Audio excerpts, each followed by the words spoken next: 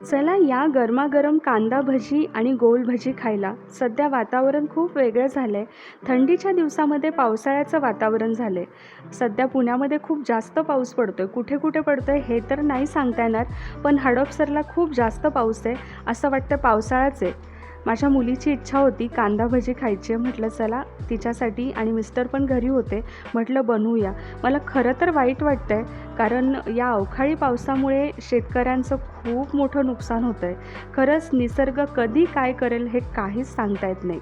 पण असो, एकदम मस्त कुरकुरीत झाले होते हे कांदा भजी. तुम्हीही नक्की ट्राय करा आणि माझ्या व्हिडिओला सपोर्ट खूप कमी आहे. प्लीज माझे व्हिडिओ आवडत असतील तर व्हिडिओला लाईक, कमेंट, शेअर करा आणि माझ्या चॅनलला सबस्क्राईबसुद्धा करायला विसरू नका.